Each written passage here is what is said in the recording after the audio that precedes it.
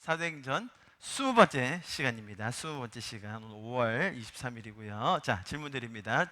첫 번째 질문, 교회와 성도. 자, 가운데 대결을 의미하는 versus를 넣어놨습니다. 교회와 성도라는 이 대결 구도라고 만약에 잡아볼게요. 교회와 성도 중에 하나를 선택해야 된다면 어떤 게 더 중요합니까? 교회와 성도 중에 어떤 것이 더 먼저죠? 만약 정말로 이 둘 중에 하나를 포기해야만 한다면 무엇을 포기해야겠습니까? 예수님께서 피값으로 사신 건 어느 쪽인가요? 뭐 성도 이렇게 교회라고 생각하시는 분, 교회 안 계시네요. 네. 만약에 그러면 교회와 성도라는 것을 동의어로 사용할 수는 없나요? 비슷한 단어로. 완전 뜻이 같진 않더라도 비슷한 맥락에서 볼 수는 없습니까? 교회와 성도라는 것. 내 몸은 또 주님의 성전이고 또 교회일 수 있죠. 뭐 그런 면에서는 애써 조금 끼워 맞추면 거의 비슷한 뜻으로도 쓰일 수 있지 않을까, 그렇게 여겨지기도 합니다. 자, 제가 한번 정의를 해볼게요. 아주 엄밀히 말하면 성도는 한 개인을 얘기하는 것입니다. 그죠? 하나님의 형상인 한 명의 영혼입니다. 하나님께서는 이처럼 한 인격을 자신의 형상대로 창조하셨죠. 그런데 하나님을 떠나 죽어있던 그 영혼을 위해 예수 그리스도께서 그 영혼을 살리셔서 성도로 만드시기 위해 십자가를 지셨어요. 자, 그렇게 십자가를 지셔서 우리의 구원을 이루어 주시고 성령이 임하셔서 이제는 창조주와 동행하는 삶이 가능해졌습니다. 자, 그렇게 함께 동행할 수 있는 성도의 무리가 생겼어요. 그래서 교회라는 것은 그렇게 성도된 무리들, 죄의 노예로부터 벗어나 성도된 자들로 함께 있는 그 공동체가 교회입니다. 자, 교회와 성도의 대결을 부르는 이런 아주 어리석은 질문으로 오늘 시작을 한번 해봤습니다. 오늘 본문을 이해하기 위해서 좀 말이 안 되어 보이긴 하지만 이런 질문을 드릴 수밖에 없었음을 이해해 주시기 바랍니다. 제가 말씀드렸듯이 어리석은 질문처럼 보일 수도 있어요. 어리석은 질문으로 보일 수도 있습니다. 그러나 제가 말씀드린 이 성도와 교회라는 것의 정의 속에 답이 있다고 생각합니다. 자, 여러분 보십시오. 교회는, 잘 들어보세요. 교회와 성도라는 이 구분에 있어서 교회는 성도를 위해 존재하는 거예요. 그렇죠? 반대로 가면 안 됩니다. 교회는 성도를 위해서 존재하는 거예요. 성도가 있기에 교회가 존재하는 겁니다. 성도가 없이는 교회도 의미가 없어요. 이해하셨습니까? 다시요. 다시 천천히 읽습니다. 중요합니다, 여러분. 교회는 성도를 위해서 존재하고요. 성도가 있기 때문에 교회가 존재하는 거예요. 성도가 없이는 교회는 의미가 없습니다. 교회는 건물도 아니고 교회는 제도나 엄격한 규율도 아닙니다. 성도가 태어나서, 그죠? 죽었던 우리의 영이 태어나서 성도가 돼서 하나님과 인격적인 교제를 시작하는 것처럼 교회 또한 유기적으로 그리스도의 지체된 사랑을 경험하고 또 그 가운데 교제를 나누는 그런 공동체인 것입니다. 자, 제가 아까 둘 중에 하나를 포기해야 한다면, 교회와 성도 중에 하나를 포기해야만 하는 그런 상황이라면 무엇을 포기해야 할까요? 라는 질문을 드렸는데요. 꽤나 어리석은 질문이었죠. 그죠? 아니 뭐 포기야, 포기는. 자, 그렇다면 교회를 유지하고, 제가 지금 어리석다고 계속 표현하고 있지만 이 어리석은 질문 때문에 오늘 본문에 대한 해석이 굉장히 이상하게 가기 때문에 제가 계속 다시 한번 여러분에게 주제를 드리는 거예요.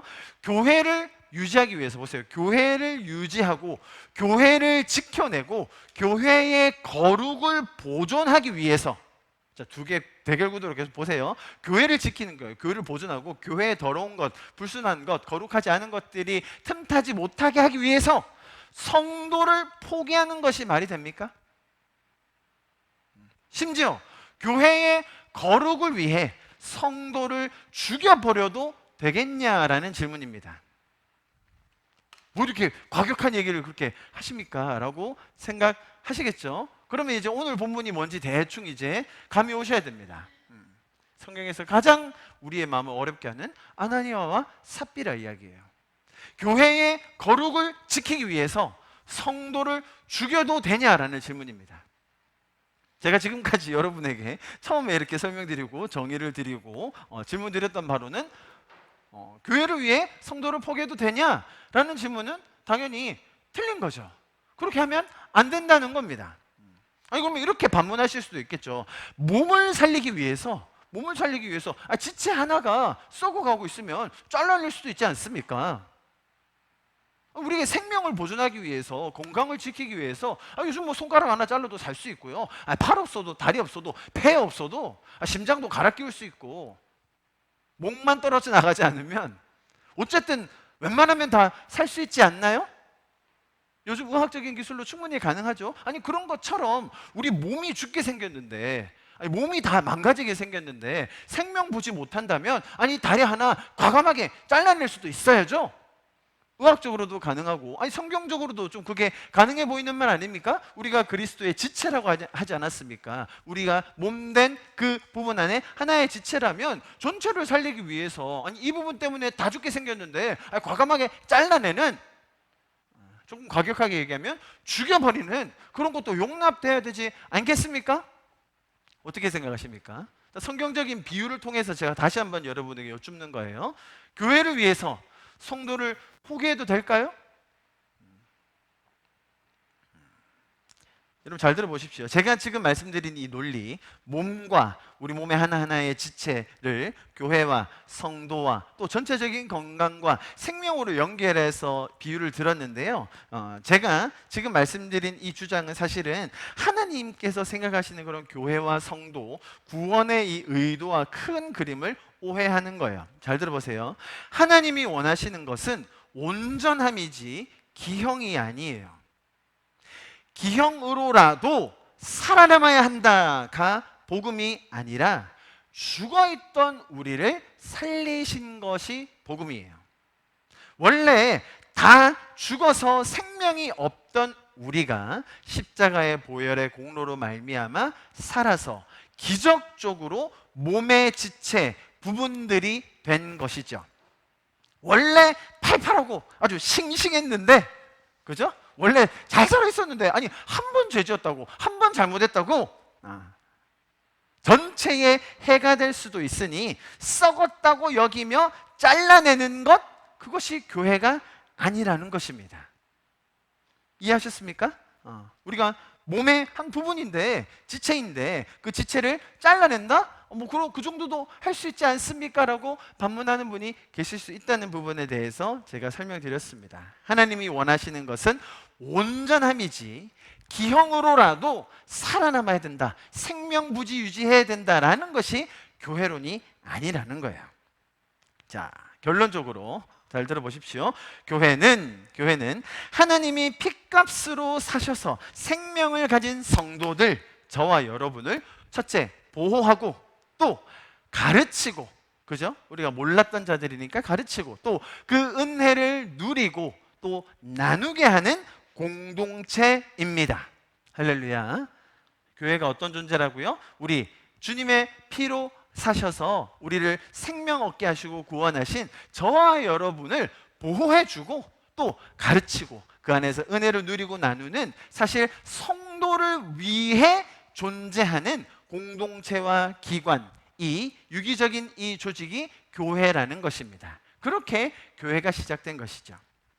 자, 이것을 꼭 기억해 주시기 바랍니다. 교회는 성도들을 위해 존재하는 것이고, 하나님께서 성도들이 하나님의 뜻과 성품과 계획을 더 배우기 위한 것으로 세우신 유기적인 기관이자 공동체입니다. 자, 제가 서론적으로 이 교회와 성도라는 대결 구도를 여러분께 좀 질문과 함께 소개를 드렸습니다. 오늘 본문으로 들어갑니다. 오늘 본문은 4장 32절에서 5장 11절인데요. 사도행전 20번째 저희가 보고 있습니다. 아마 성경에서 가장 이해하기 힘들 수도 있고 또 핫하다고 할 수 있는 지난 2000년 동안 내용이라고 할 수 있겠어요. 제가 먼저 좀 굵직하게 내용들을 짚어드리겠습니다. 첫 번째, 자, 지난주 4장에서 베드로와 요한이 어떤 상황이었죠? 감옥에 갇혔습니다. 그 평생 나면서부터 안진뱅이로 살았던 그 사람을 일으켜줬더니 감옥에 갇히게 되었어요. 대제사장들과 장로들과 지도자들이 그게 미워서 감옥에 가뒀죠. 자, 그 상황에서 다시 나왔을 때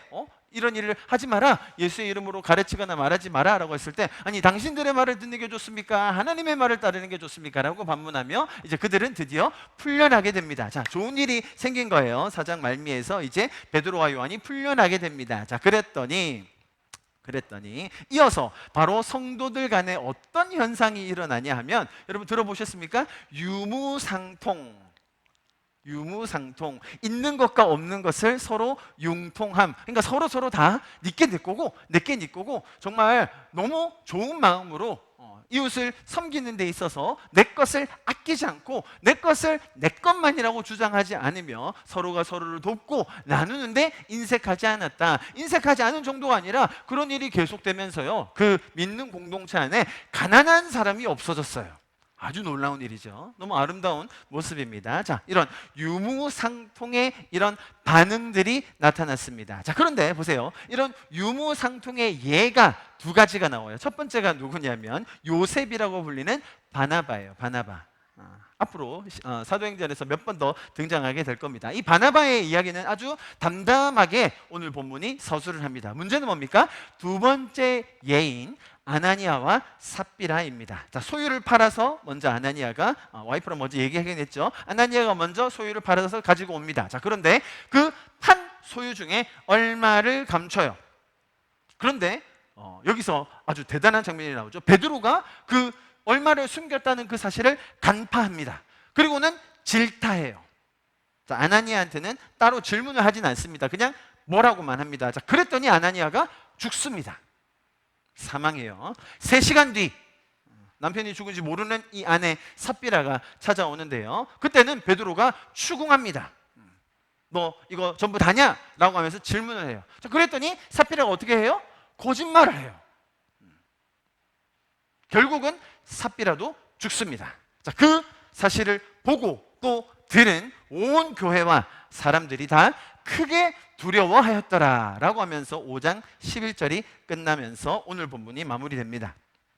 자, 제가 오늘 본문을 아주 큰 청크로 여러분에게 정리해 드렸습니다. 사도행전이 초대교회가 시작되면서 쭉 일어난 일련의 사건 중에 오늘의 이 사건에 이르게 됩니다. 자, 본문의 내용을 자세히 들어가기 전에 먼저 사도행전을 저희가 처음 시작할 때 강조했던 몇 가지 부분을 짚고 넘어가도록 하겠습니다. 사도행전에서 우리 특히 초반에 주된 내용으로 자리 잡고 있는 이 초대교회라는 것, 초대교회, 시작된 처음 교회를 말하는 것이죠. 초대교회에 대해서 일반적으로 사람들이 가지고 있는 개념이 있습니다. 그게 뭐였습니까? 그것은 초대교회는 지금 우리가 교회를 하고 교회로 모이고 교회를 성장시키고 교회를 같이 모이는 데 있어서 가장 이상적인 모델이다라는 그런 관점입니다. 그렇죠? 그래서 대부분은 초대교회에 나오는 일화, 사건, 사고, 이야기들, 혹은 초대교회가 운영되었던 원리, 그죠? 이런 것들을 보면서 이것은 우리가 그냥 덮어놓고 믿고 따르면 된다라고 생각을 합니다. 그것이 대부분의 교회들과 성도들이 초대교회를 바라보는 시각입니다. 초대교회 당연히 우리가 따라야 되고 당연히 우리가 닮아야 되고 초대교회가 했으면 당연히 우리도 그렇게 해야 한다, 의심의 여지 없이 덮어놓고 대부분 그렇게만 따르고 있어요. 자, 그런 큰 시각, 초대교회는 무조건 따라야 한다, 무조건 닮아야 한다라고 하는 그런 큰 시각을 왜 바꿔야 하는지에 대해서 제가 지금 오늘 사도행전 20번까지 진행하면서 아주 자세히 하나씩 몇 가지 예들을 설명드려 왔습니다. 그죠? 초대교회에 분명히 공과 과가 존재합니다. 그죠? 성령 받기 전에 사도들이 했던 행동들 얼마나 가관이었는지 여러 차례 제가 설명을 드렸습니다. 먼저 죽은 사람, 그 유다 한 명한테 모든 죄를 덤터기 씌우질 않나. 자기 사도들이 무슨 그런 특권의식이 있다고 그 특권의식에 사로잡혀서 자신들의 우월함을 드러내질 않나. 아주 아무튼 말썽투성이었습니다. 자, 오순절 성령 강림 사건 이후에 많은 것들이 변화되긴 했습니다. 맞아요. 그러나 제가 여러 번 설명드렸던 것처럼 인격적인 하나님께서는 동일하게 성령의 강림 이후에도 우리를 짜잔 하고 그냥 변화시키지 않으세요. 왜? 그것은 인격적인 변화의 과정이 아닙니다. 하나씩 깨달아가면서 배워가면서 내가 잘못됐던 것들을 수정해 가는 것이 인격적인 과정이죠. 인격적으로 서로가 서로를 알아가는 것일 겁니다. 그죠? 관계 속에서 인격적으로 사람이 변화되는 과정을 우리는 신앙이라고 부르는 거예요. 자, 그래서 사람들의 연약한 부분들이 드러나는 것을 보면서도 우리는 하나님께서 일하시는 인격적인 방법들을 볼 수 있다는 거예요. 자, 지금 오늘 우리가 보고 있는 이 본문의 시점이 어느 시점이냐 하면, 자, 사도들, 제자들, 성도들이 많이 변화하고 있어요. 맞습니다. 그럼에도 불구하고 아직 초대교회는 많은 과오들이 존재한다라는 거예요. 이해하시겠죠? 그렇기 때문에 우리는 그런 공과 과 혹은 장과 단을 잘 분별해서 보아야 한다라는 것을 기억해야 합니다. 자, 제가 처음에 성도와 교회라는 이 대결 구도를 설명드렸습니다. 그리고 오늘 본문 전체를 큰 그림에서 설명드렸고요. 자, 사도행전을 바라보는 관점이 어떠해야 되는지를 말씀드렸고, 자, 이제 드디어 오늘 본문으로 들어가도록 하겠습니다. 32절부터의 말씀인데요. 우리 같이 한번 32절부터 35절까지 한번 읽어볼까요? 시작. 믿는 무리가 한 마음과 한 뜻이 되어 모든 물건을 서로 통용하고 자기 재물을 조금이라도 자기 것이라 하는 이가 하나도 없더라. 사도들이 큰 권능으로 주 예수의 부활을 증언하니 무리가 큰 은혜를 받아 그 중에 가난한 사람이 없으니 이는 밭과 집 있는 자는 팔아 그 판 것의 값을 가져다가 사도들의 발 앞에 두매 그들이 각 사람의 필요를 따라 나누어 줌이라. 아멘. 자, 유무상통하는 이런 아름다운 모습이, 잘 보세요, 자발적으로 일어났어요. 이들이 이렇게 할 수 있었던 이유가 바로 33절이에요. 보세요. 사도들이 큰 권능으로 주 예수의 부활을 증언하니, 그 다음이 뭡니까? 무리가 큰 은혜를 받았더라. 예수님이라는 분이 스스로를 하나님의 아들이라고 주장하셨고, 그런데 그 주장이 헛된 것이 아니라, 거짓이 아니라 자기가 죽고 나서 3일 만에 부활할 거라는 약속, 예언을 통해 그것이 실제다, 사실이었다라는 것을 증명해 보이셨다는 거예요. 뿐만 아니라 예수님께서 사셨던 그 시간 동안에 가르치셨던 내용들, 우리의 삶을 향한 계획들, 또 우리가 앞으로 경험하게 될 그런 약속들에 대해서 배웠을 때에 큰 무리가 어떻게 되었다고요? 큰 은혜를 받았다는 것입니다. 할렐루야. 자, 그렇게 은혜를 경험한, 구원을 경험한 성도들이 결과적으로 어떤 반응을 보였다고요? 이렇게 유무상통하며 서로 나누며 서로를 돌보는 이런 아름다운 모습이 나타났다는 겁니다. 자, 보세요. 자, 이때 이런 반응을 보며, 이런 사람들의 반응, 유무상통하고 서로를 아끼며 나누며 살리는 이런 사람들의 반응을 봤을 때 누가 제일 놀랬을까요? 제 대답이 요즘은 거의 다 제자들로 가고 있는 거 여러분 눈치채셔야 되는데요. 자, 사람들이 이렇게 반응하는 것을 보고요, 제자들이 깜짝 놀랐어요. 사실은 왠 줄 아세요? 자기들은 아직 배를 안 팔았거든요. 아니, 팔려고 했는데 너무 바빠가지고 못 팔고 있었는데, 사람들이 먼저 팔아가지고 막 자기들 앞에 막 가져오니까 제자들이 깜짝 놀랐죠.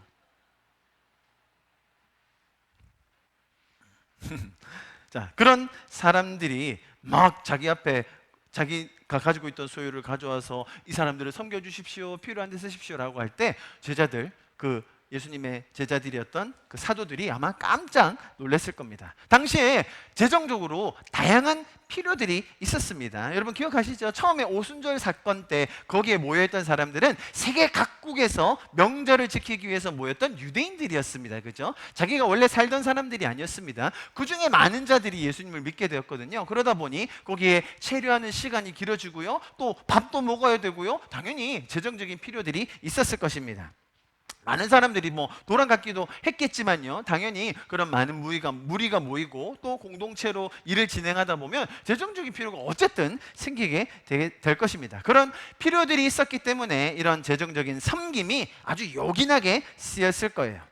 제가 지난번에도 한번 설명드린 적이 있는데요. 이거 기억하실지 모르겠는데 이 사람들이 판 것 중에 아이템이 뭐라고 돼 있죠? 믿는 무리가 한 마음과 한 뜻이요 모든 물건을 통용하긴 했는데 그 뒤에 또 구체적으로 나와요. 뭡니까? 34절 그 중에 가난한 사람이 없으니 이는 밭과 집 있는 자들이 팔았다라고 돼 있어요. 여러분 기억하십니까? 이 유대인들이 가지고 있었던 신학 중에요, 신학 중에 자신들의 육신이 묻히면, 죽어서 묻히면 나중에 몸이 부활한다라고 믿었는데 어느 자리에 묻혀야 된다고요? 그 예루살렘 성지 바로 밑에 묻혀야 돼요. 그래서 거기에 땅을 가지고 있었던 유대인들이 꽤 많았어요.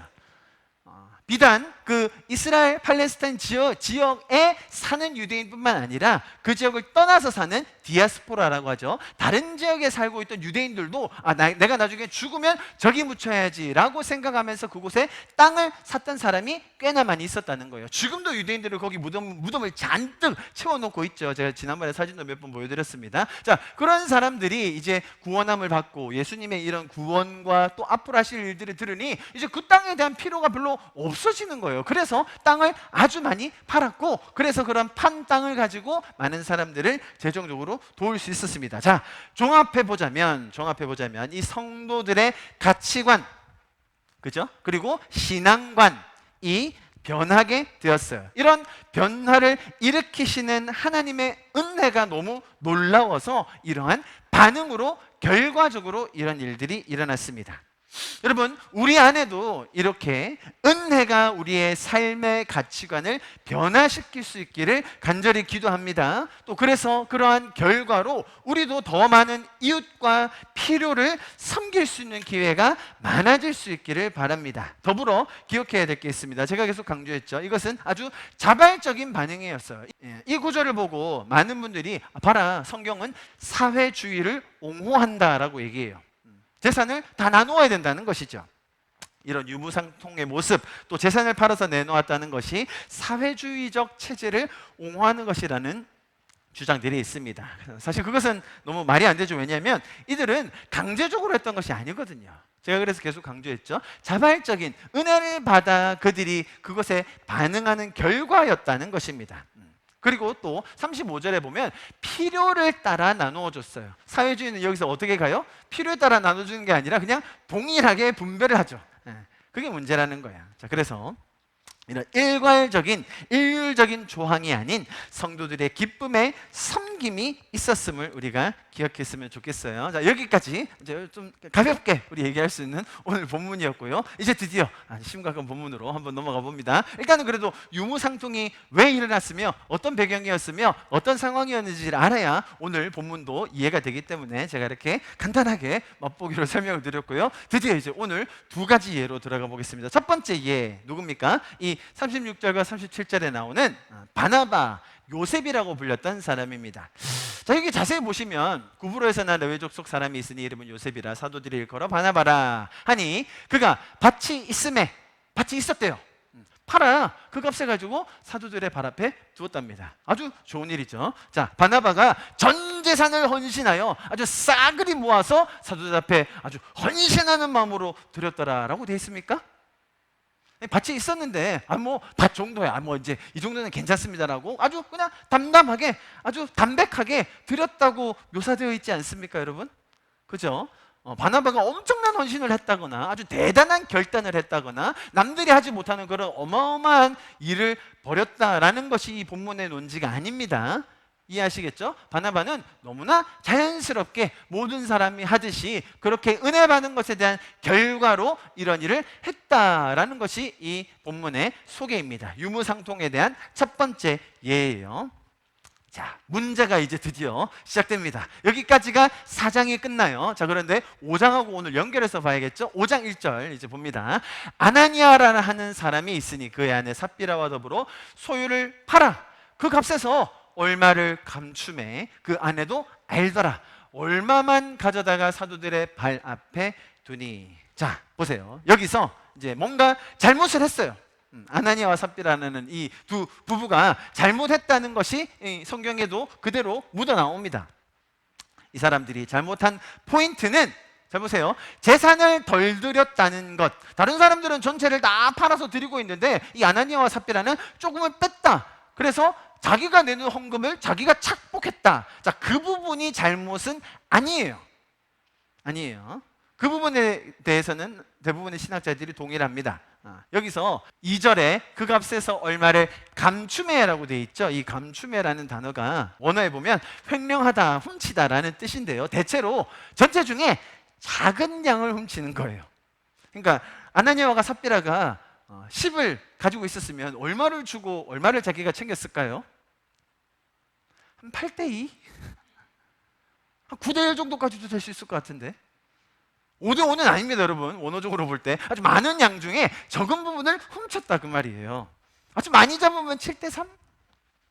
제가 볼 때는 한 9대1 정도인 것 같은데 어쨌든 자, 우리가 잘 아는 존 칼빈, 너무나 유명한 신학자죠. 종교 개혁자죠. 존 칼빈은 이 아나니아와 삽비라에 대해서 이렇게 죄의 목록을 정리했습니다. 한번 보십시오. 첫 번째, 하나님을 업신여긴 죄. 아니, 감히 어떻게 하나님께 거짓말을 하고 하나님을 업신여기냐라고 정리를 했습니다. 6가지나 돼요. 잘 보세요. 그 다음, 하나님께 거짓된 봉헌을 한 죄. 뭐 이거는 맞죠. 원래 다 하려고 했는데 다 하려고 하는 게 자기 의도했던 것 같은데 그 중에 얼마를 숨겼다는 거예요. 다음에, 교회에서 명예를 얻으려고 패역한 허영심에 물든 죄. 자, 이게 무슨 말일까요?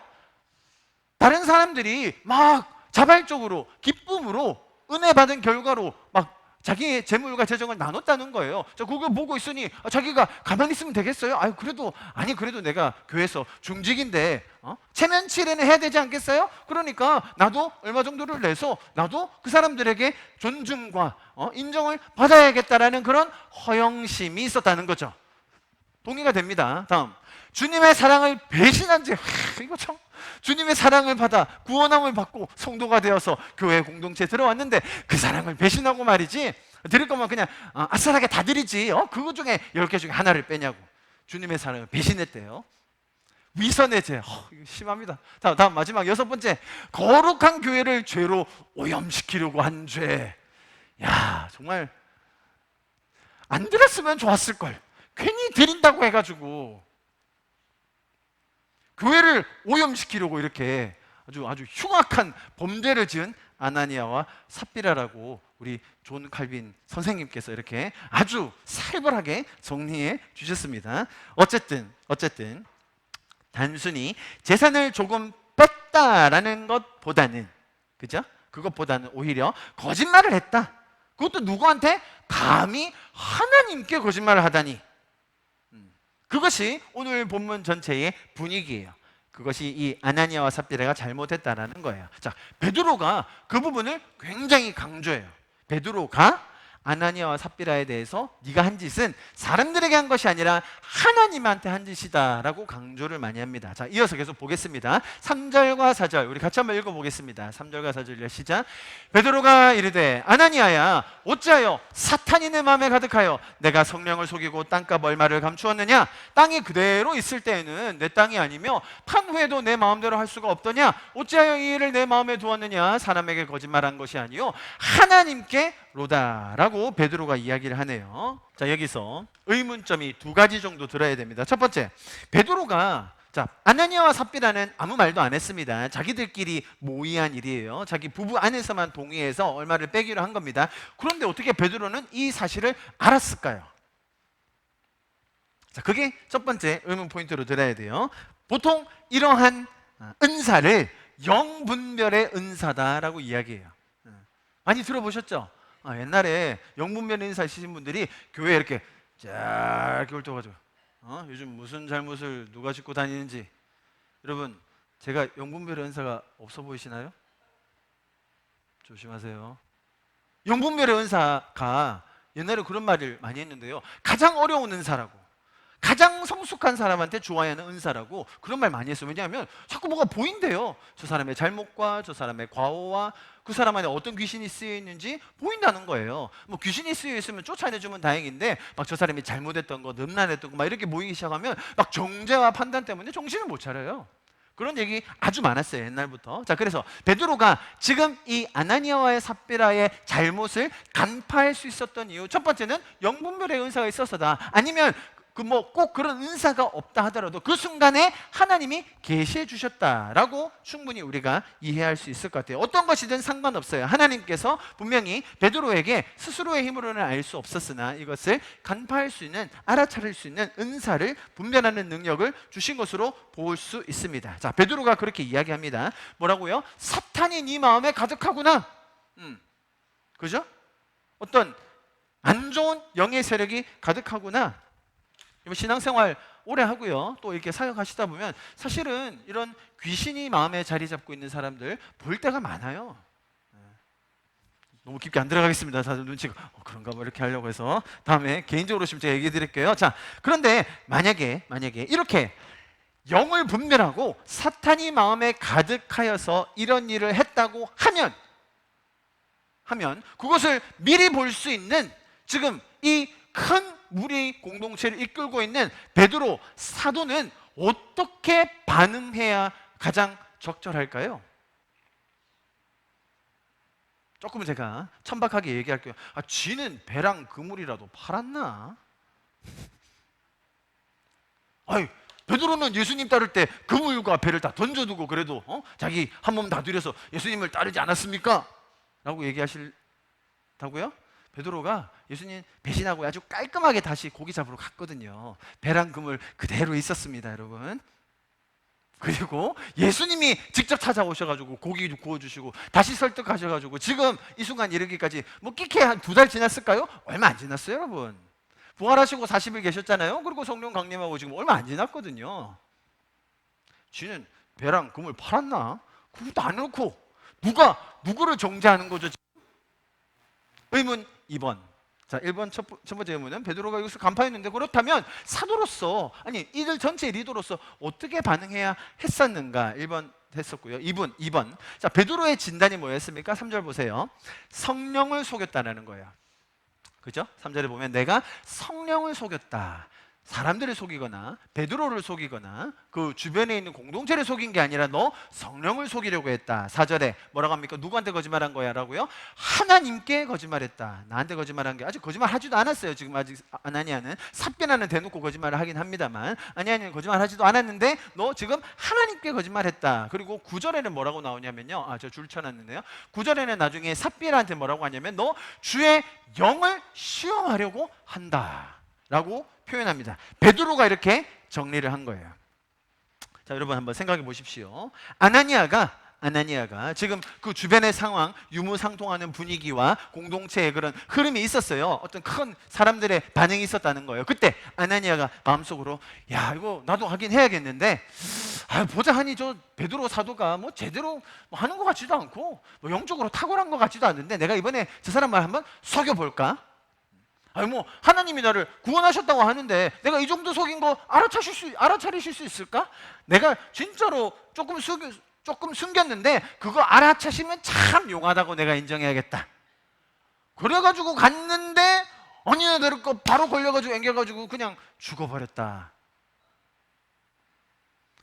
이런 스토리일까요? 아나니아가 정말로 베드로가 설명한 것처럼 일부러 의도적으로 계획을 한 채 하나님께 거짓말하고 성령을 시험하면서 주님한테 거짓말을 하려는 의도를 가지고 있었을까요? 아니, 우리가 그냥 아주 상식적으로만 생각해도 아나니아와 삽비라가 당연히 주변 사람들이 다 드리고 있으니까요, 자기도 드려야 할 것 같긴 한데, 아니 내가 먹을 것도 좀 챙겨야 될 것 같고 다 드리자니 좀 아깝고, 그래서 뭐 많이도 아니고 그냥 10개 중에 한두 개 조금 착복했어요. 맞아요. 내가 좀 먹고 살아야겠기에, 너무 아깝기에, 내가 받은 은혜가 그만큼 안 되기에 그냥 그렇게 했다니까요. 그래도 공세금 맞추면서 내 형편과 수준에 맞게 했던 것 아닐까요? 의문 2번째예요. 아닐까요, 여러분? 대답을 안 하실 줄 알고 제가 2000여 년 신학자들이 연구한 결과를 제가 좀 가져와 봤어요. 이거는 중요하기 때문에 제가 일부러 주석에 있는 내용을 그대로 적어왔습니다. 한편 여기서 그들이 정말로 주의 영을 시험하려고 했는지 의문이 제기되기도 한다. 의문이 저도 들었어요. 그리고 신학자들도 당연히 했더라고요. 자, 그랬더니 이에 대해 두 가지 상반되는 견해가 있다. 1번, 그들이 의도적으로 성령을 시험하려고 이런 행동을 취하였다. 누가 했습니까? 매튜 헨리라는 아주 유명한 신학가요, 주석가입니다. 아주 유명한 이분은 당연히 이 사람이 의도적으로 속였다라고 주장했어요. 자, 2번은 보세요. 2번, 교회 임재하신 성령의 지배나 전지하심 등이 무시된 상태로 이런 위선이 행해졌을 뿐이지. 말을 참 어렵죠. 그냥 하나님이 전지하시는 거 모르고 그냥 한 거다.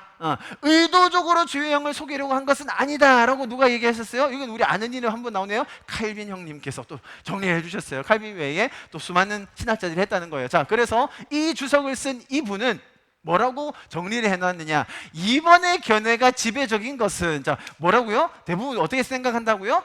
제가 생각하는 것과 마찬가지로 상식적으로, 아니 아나니아와 삽비라가 의도적으로 한 게 아니라, 아니 우발적으로 생계형 범죄로 했다는 거예요. 이해하시겠죠?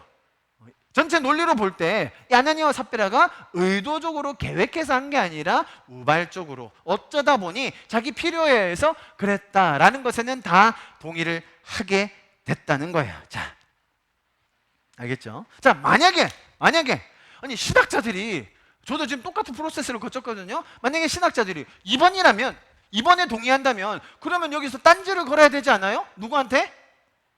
베드로한테. 아니 베드로 씨, 베드로 형님, 아니 이 사람들이 일부러 한 게 아닌데 사단의 그런 어떤 유혹, 허영심이랄까? 아니면 사람들이 인정받고 싶은 마음, 또 내 것을 좀 챙겨야겠다는 마음, 그런 마음 들 수 있잖아요.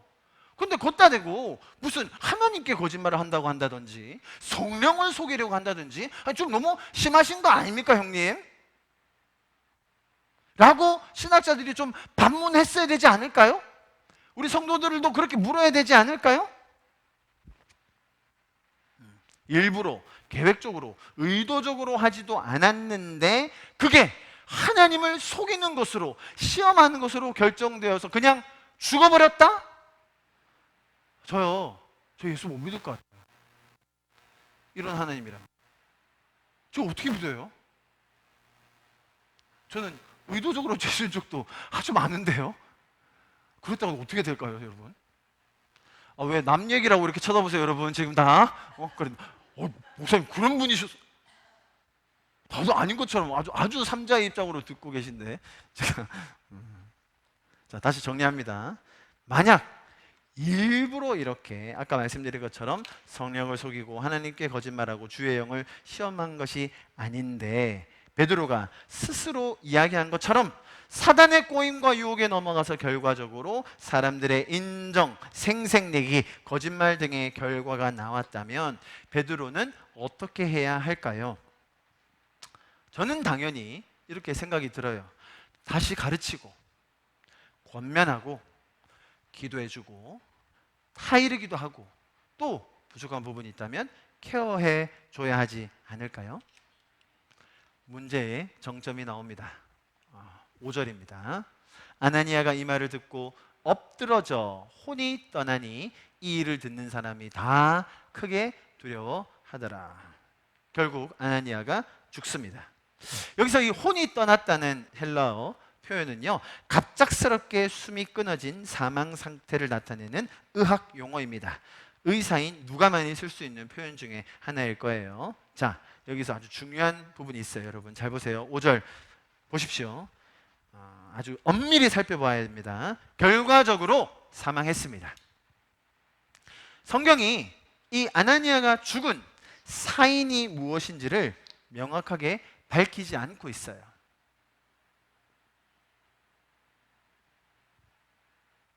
왜 죽었죠? 나옵니까? 5절에? 안 나옵니다. 자, 이건 제 말이 아니고요. 이것도 신학자들이 다 정리해놨더라고요. 자, 이 사인에 대한 세 가지 의견이 있어요. 왜 죽었는가?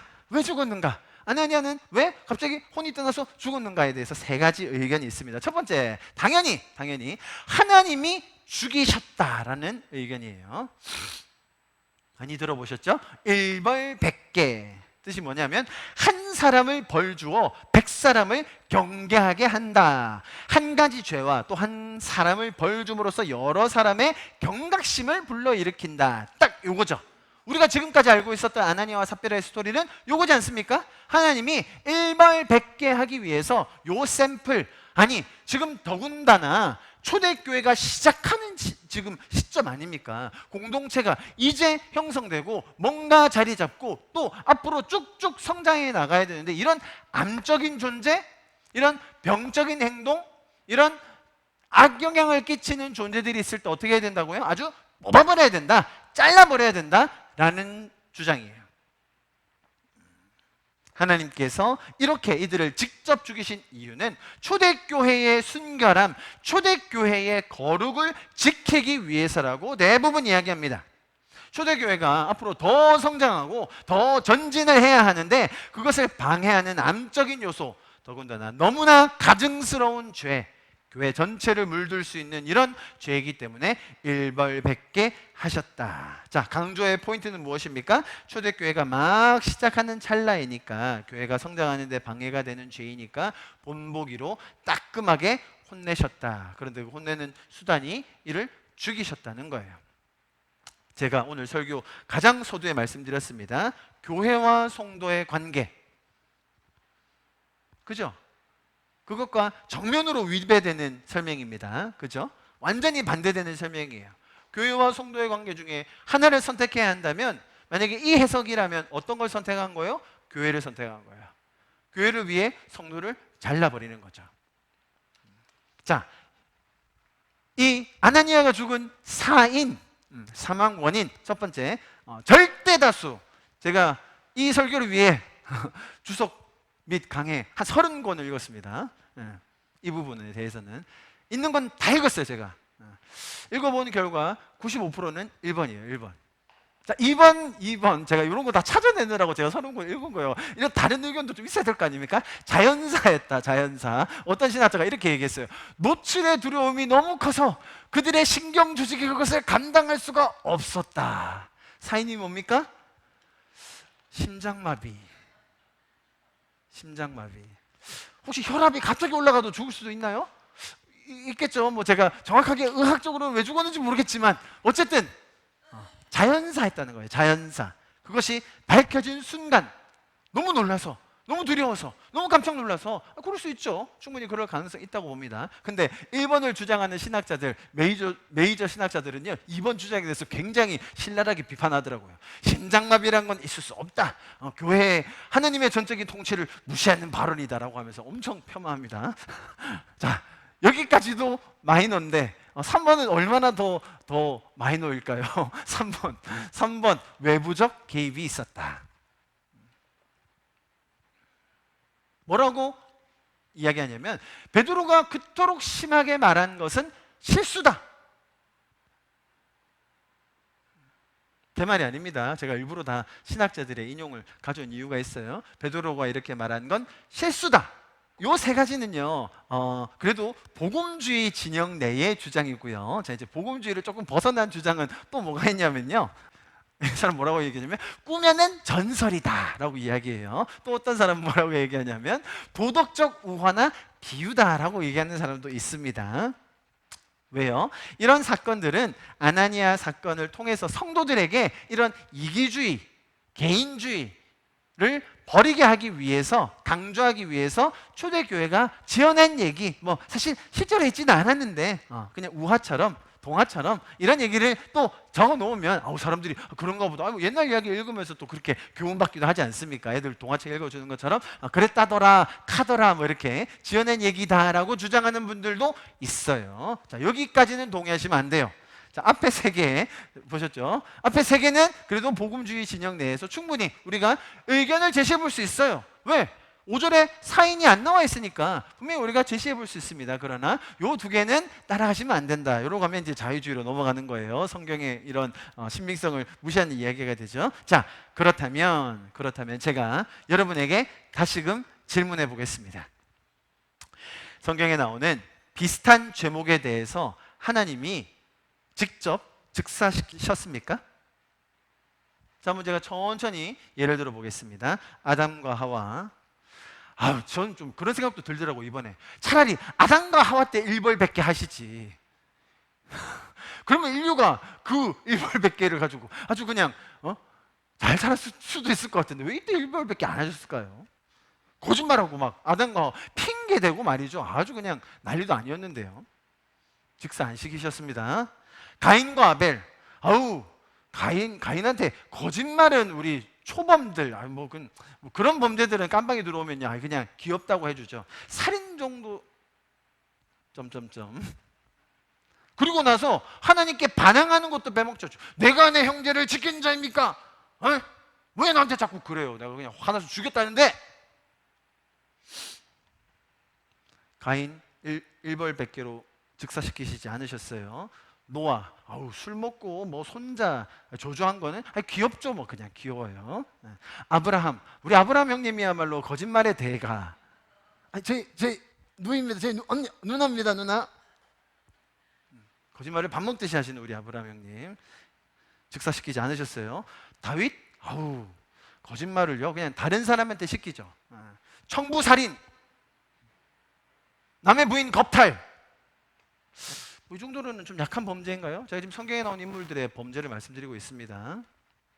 많이 뭐 이런 식으로 제가 뭐 다 우리 집안의 수치를 드러내는 것 같기도 한데, 이런 식으로 오늘 아나니아와 삽비라와 같은 거짓말의 버금가는, 아니 그보다 훨씬 악랄하고 치졸하고 흉악한 범죄를 지은 사람들을 성경에서 열거하자면 줄줄이 사탕 아닌가요?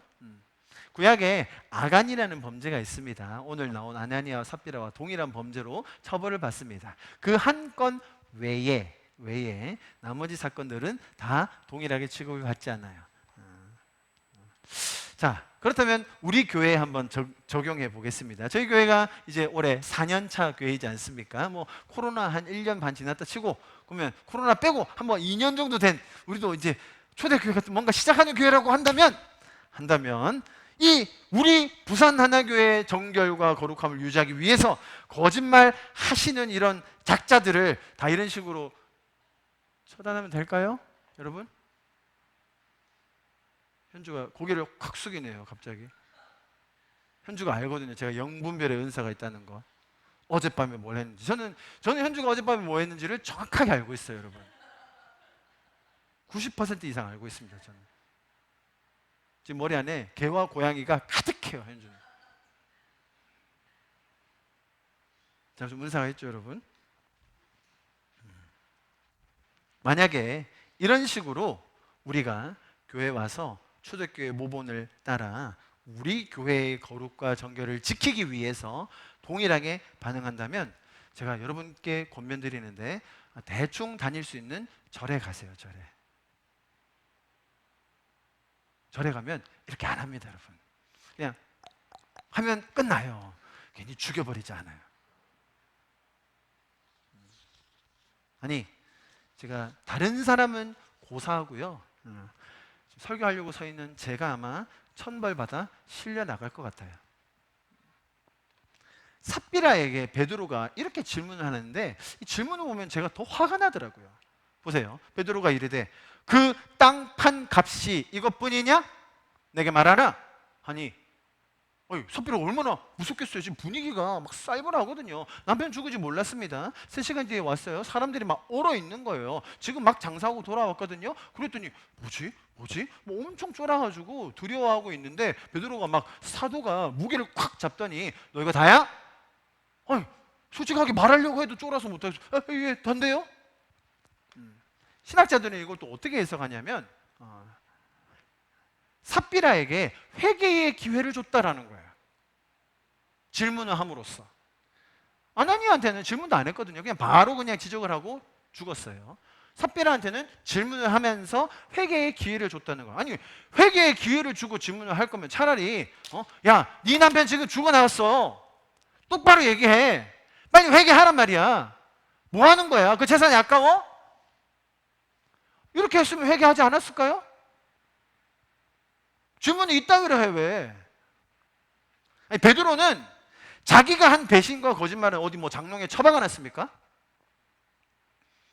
지금 베드로는 깜빵에 한번 갔다 왔거든요. 여러분, 이 조직에서 깜빵에 갔다 오신 형님들은 이 서열이 달라져요. 아시죠, 여러분? 아시죠? 어디 깜빵도 안 들어가 본 주제에 감히 아주 레벨이 높아졌어요. 지금 베드로는 그런 사람 앞에서 고개를 숙이고 있는 삽비라랑 비교한다면, 베드로, 당신은 가야바의 그 뜰에서 여종 앞에서 아주 맹세를 하면서 부인하고 나중에는 저주까지 퍼부었던 이 분이, 그리고 닭이 울 때 그렇게 치욕스러웠던 순간을 경험했던 그분, 그 순간은 다 잊으셨습니까?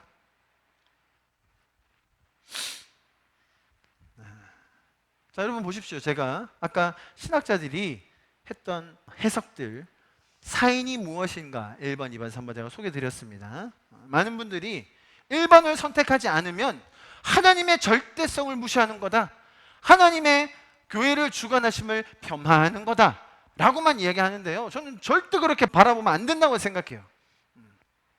그렇게 쉽게 넘어갈 문제가 아니기 때문에 제가 오늘 이 문제를 굉장히 신중하게 아주 자세히 여러분에게 나눠드리고 있습니다. 마지막으로 11절에 오늘 본문이 이렇게 마무리됩니다.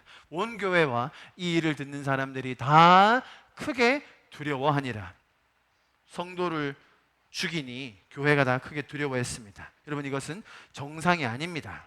하나님께서 일하실 때 우리가 보고 놀라고 경각심을 갖는 경우 많이 있습니다. 그러나 이런 류의 공포감은 하나님께서 우리에게 주시려는 감정이 아님을 알아야 돼요. 아니, 하나님을 경외하는 게 있지 않습니까? 여호와를 경외하라고 하지 않았습니까? 제가 지난번에 설명드린 적이 있습니다. 경외하다라는 단어의 원어의 뜻은 영어로 말하면 sustaining a joyful, astonished awe예요. And wonder before him. 무슨 말이냐면 그분의 위엄과 그분의 놀라움, 그분을 향한 그런 경외감, 놀라움의 자세를 유지하는 거예요. 하나님은 나를 뛰어넘으시는 분, 하나님은 내가 상상하는 것보다 더 큰일 하시는 분, 내가 감히 범접할 수 없는 창조주라는 그 생각을 내 마음에 유지하는 것, 그게 뭐라고요? 경외하다라는 뜻이에요. 아이고, 하나님 무서워. 이렇게 해가지고 신앙생활 하겠어? 저렇게 죽여버리시네? 가 경외감이 아니라는 거예요. 좀 충격적인 얘기 하나 드릴까요? 아나니아의 이름의 뜻이 뭐냐면요, 하나님은 은혜로우시다예요. 아나니아라는 이름의 뜻이 하나님은 은혜로우시다예요. 이 사도행전의 지금 전체적인 분위기가 사실 하나님께서 너무나 놀랍게 기적적으로 수많은 표적으로 또 주변 사람들의 칭송을 받으면서 또 지혜도 주시면서 놀랍게 일하고 계신 장면들입니다. 반대로 사도들의 모습은 기적을 행하면서 동시에 권위주의적인 모습이 조금씩 드러나는 거예요. 그리고 사람들도 그런 카리스마적인 퍼포먼스에 더 매료되어 있는 것처럼 보여요. 다음 주에 나옵니다. 막 그림자, 베드로에 지나가는 그 그림자 밑에 막 환자를 두면 낫게 한다든지 별의별 일이 다 일어나요. 좋은 일입니다. 하나님께서 그렇게도 일하셔요. 그렇게 해서 복음이 더 전파되게 하십니다.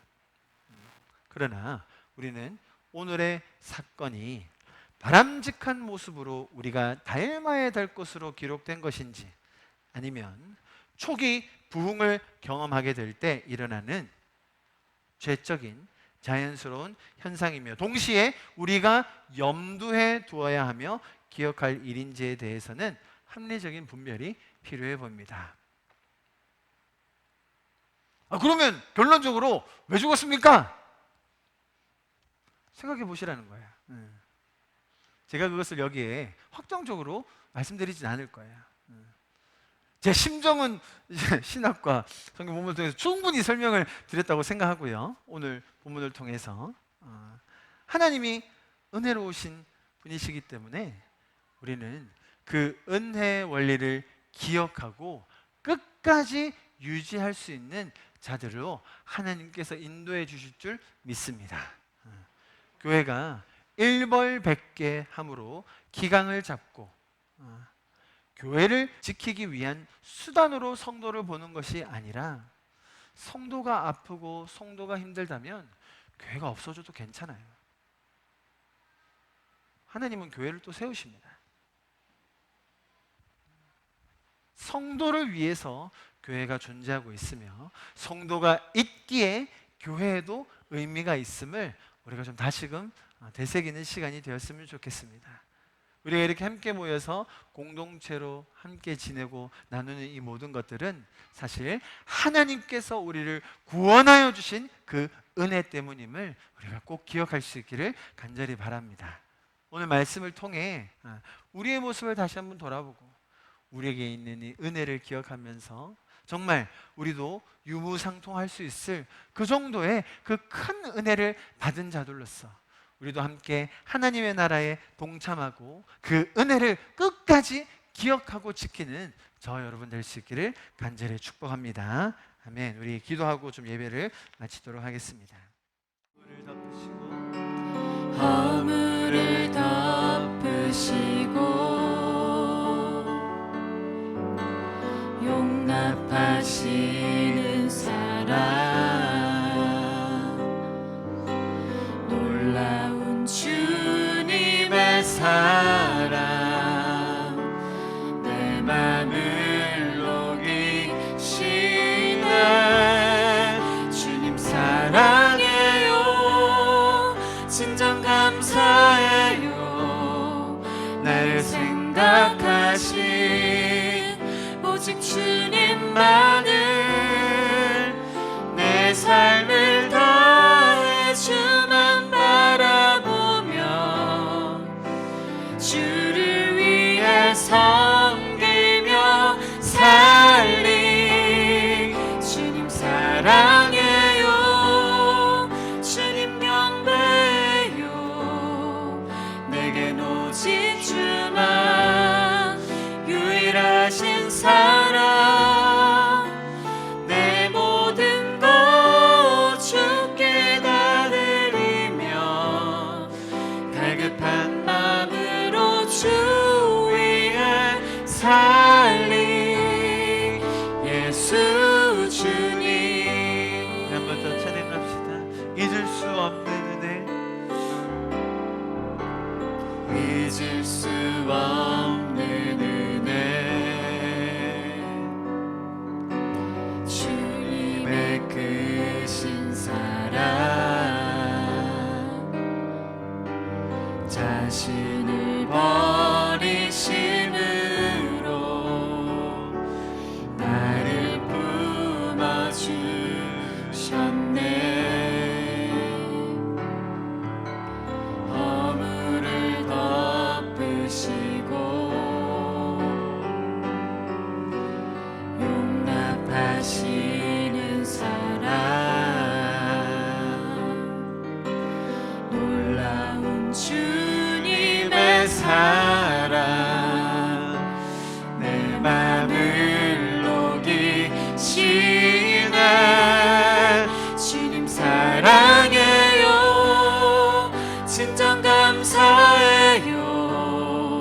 나를 생각하신 오직 주님만을, 내 삶을 다해 주만 바라보며 주를 위해 섬기며 살리. 주님 사랑해요, 주님 경배해요. 내겐 오직 주만 유일하신 사랑,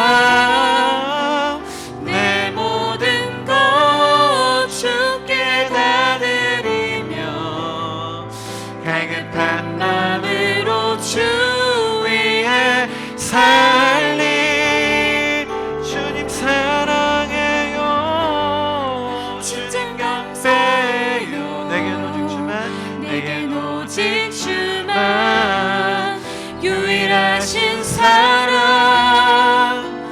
내 모든 것 주께 다 드리며 갈급한 마음으로 주 위에 살리. 예수 주님. 사랑하시는 주님 감사합니다. 우리가 아직 죄인 되어 있을 그때에 우리를 위해 먼저 죽으시고 우리를 살리기 위해 모든 죄를 덮으시고 우리를 위해 일하심으로 우리를 의롭다 칭하여 주신 주님 감사합니다.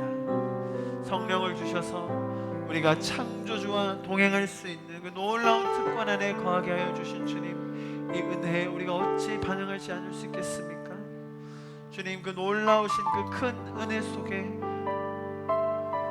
우리가 자발적으로 반응할 수 있는 너무나 아름다운 모습들을 보여주시네 감사합니다.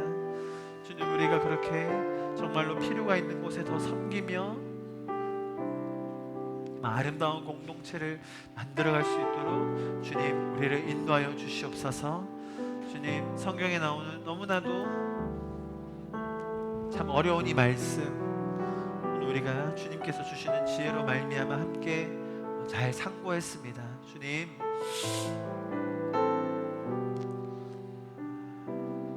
우리를 끝까지 포기하지 않으셔서 우리가 교회의 한 부분이 되기까지 피값으로 우리를 사신 주님, 그 은혜를 잊지 않고 그 은혜의 원리가 우리 안에 끝까지 포기되지 않도록 주님 인도하여 주십시오. 주님께서 그 누구도 포기하지 않으셨던 것처럼 우리도 그 누구라도 포기하지 않는 그 교회가 되게 하여 주시옵소서. 주님, 이 땅의 교회들을 주님 앞에 올려드리며 축복합니다. 주님의 은혜가 충만하게 거하게 하여 주시옵소서. 지금은 우리 주 예수 그리스도의 은혜와 하나님 아버지의 그 놀라우신 사랑하심과 성령님의 우리를 인도하시고 끝까지 붙들어 주시는 그 역사하심이 주님의 말씀이 선포될 때에 큰 은혜를 받아 함께 반응하기 원하는 그 사도행전의 성도들과 같이 이 자리에 모여있는 우리 한 분 한 분 성도들 가운데 지금부터 영원토록 함께 하시기를 간절히 축원하며 기도하옵나이다. 아멘.